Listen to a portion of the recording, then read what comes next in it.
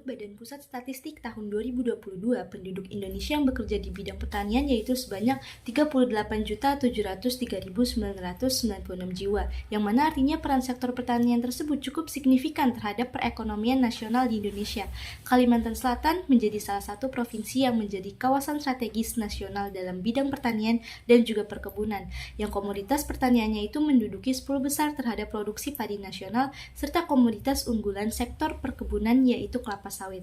Masyarakat Kalimantan Selatan mempunyai peran penting dalam memanfaatkan sumber daya alam yang dimiliki, khususnya kelapa sawit. Hadirnya perkebunan kelapa sawit tersebut berpengaruh terhadap perubahan pola pekerjaan, pola hidup, dan juga hubungan sosial karena adanya masyarakat pendatang. Intensitas interaksi yang meningkat antara masyarakat setempat dengan masyarakat pendatang pasti akan mempengaruhi pola pikir pada perubahan sistem, budaya, dan juga nilai sosial dalam masyarakat Kalimantan Selatan. Berdasarkan hal tersebut, kami mengidentifikasi 5 rumusan masalah, antara lain yang pertama bagaimana perkembangan pertanian Kalimantan Selatan, kemudian seperti apa struktur sosial masyarakatnya, bagaimana keadaan sosial budayanya, kemudian gimana peran gender terhadap produksi pertanian, serta bagaimana sih kondisi keberlangsungan komoditas unggul dan pengaruhnya terhadap nilai produk domestik regional bruto sektor pertanian. Rumusan yang pertama yaitu tentang perkembangan pertanian di Kalimantan Selatan. Kalimantan Selatan memiliki keanekaragaman agroekosistem, salah satunya lahan rawa pasang surut. Lahan rawa pasang surut merupakan salah satu sumber daya lahan yang belum dimanfaatkan secara optimal. Pada tahun 1920, pengembangan lahan rawa di Kalimantan Selatan dimulai dengan pembangunan jalan besar yang melintasi rawa gambut sepanjang 14 km. Sampai tahun 1965, sekitar 65.000 hektar lahan pasang surut di Kalimantan Selatan dan Tengah telah direklamasi menjadi persawahan. Masyarakat mulai mencoba untuk bercocok tanam dan memberikan hasil yang baik. Namun di tahun 1950, hasil pertanian di Kalimantan Selatan mengalami penurunan bahkan hingga kekurangan. Pemerintah pun harus mengimpor beras untuk mempertahankan pangan nasional. Tahun 1995, permasalahan pangan kembali muncul karena meningkatnya produk impor dan adanya keinginan Indonesia untuk menjadi gudang pangan dunia. Hal ini diikuti instruksi dari Presiden Soeharto untuk menyusun pembukaan 1 juta hektar lahan rawa. Namun proyek ini mengalami hambatan sehingga sempat diberhentikan. Di tahun 2007, proyek ini kembali berjalan dan pemerintah Kalimantan Tengah merencanakan kerjasama dengan Australia dan beberapa perusahaan untuk melancarkan proyek ini. Permasalahan yang dihadapi sekarang yaitu meluasnya lahan tidur di daerah rawa. Sebagian besar jaringan tata air yang sudah dibangun mengalami kerusakan yang dikarenakan adanya pencurian besi oleh masyarakat sekitar. Saat ini pengembangan daerah rawa mulai berkembang seiring dengan komitmen pemerintah. Pengembangan daerah rawa dijuluki sebagai lumbung pangan dan energi masa depan.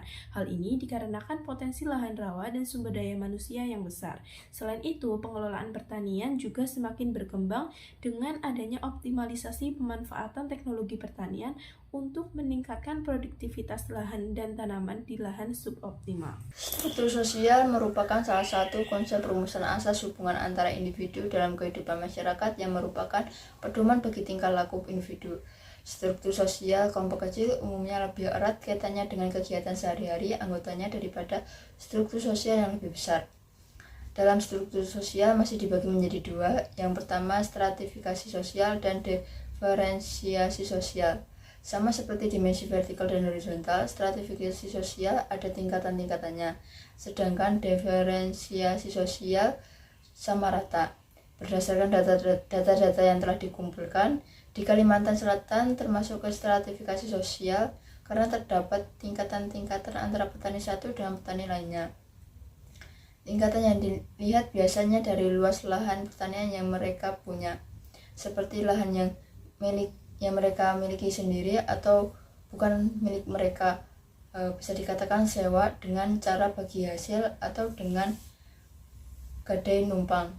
Struktur sosial paling tinggi ditempati oleh mereka yang memiliki atau memegang banyak lahan. Kalimantan Selatan kebanyakan para petaninya bergerak di bidang perkebunan kelapa sawit. Nah, kelapa sawit sendiri mendorong perubahan yang besar untuk pertanian di sana, seperti perubahan sosial karena terjadinya perubahan dari sistem pertaniannya. Perubahan-perubahan ini menjadikan struktur sosial juga berubah. Indonesia dikenal sebagai bangsa dengan realitas sosial budaya yang sangat majemuk. Perkembangan dari masa ke masa mempengaruhi nilai sosial dan budaya di masyarakat di Indonesia, khususnya daerah Kalimantan Selatan. Aspek yang sangat mempengaruhi dalam keadaan tersebut adalah kearifan lokal dengan nilai-nilai agama yang ada di dalamnya, dan tentunya dengan hadirnya komoditas unggulan yang ada di daerah Kalimantan Selatan mempengaruhi banyaknya perubahan dalam keadaan sosial budaya. Dengan adanya hal tersebut tentunya akan mendatangkan pendatang-pendatang baru yang akan menempati daerah Kalimantan Selatan. Hal tersebut menyebabkan hadirnya konflik maupun perubahan-perubahan dalam keadaan budaya, karena dengan adanya pendatang tersebut akan membawa sebuah budaya baru atau kebiasaan baru. Namun hal tersebut tak sepenuhnya berdampak negatif. Ada juga dampak-dampak positif yang dibawa oleh para pendatang tersebut, seperti membawa ilmu-ilmu baru maupun teknologi-teknologi terbarukan yang akan membantu dalam sektor pertanian. Selain itu akan memperkenalkan budaya-budaya yang memang sudah tersebar luas di belahan dunia yang lain. Rumusan masalah nomor 4. Perbedaan gender kerap dijadikan perbandingan kuat atau lemah maupun cepat atau lambat cara kerja seseorang berdasarkan jenis kelamin. Biasanya dalam masyarakat ditentukan oleh asumsi tentang laki-laki yang harus maskulin dan perempuan yang harus feminim. Pada umumnya, peran perempuan adalah sebagai ibu rumah tangga yang mengurus keluarga, sedangkan laki-laki memiliki peran sebagai kepala keluarga dan pencari nafkah untuk keluarga. Hal itu mempengaruhi pandangan masyarakat bahwa laki-laki dan perempuan memiliki perbedaan peran, fungsi, tanggung jawab, serta tempat di mana manusia beraktivitas. Adanya sistem patriarki membuat perempuan selalu dinomorduakan dalam segala hal, termasuk dalam bidang pertanian dan usaha mikro. Namun hal itu tidak berlaku di Kalimantan Selatan, di mana perempuan di sana ikut berkontribusi dalam bertani, berdagang, dan ikut berpartisipasi dalam mengambil keputusan.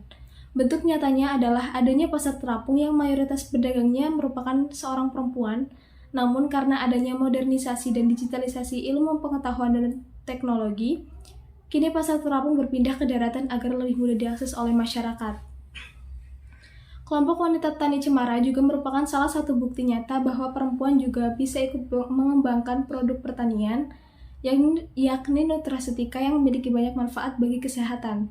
Dua produk yang sedang dikembangkan dan mudah dibuat adalah puding kelor dan bakwan ikan sepat.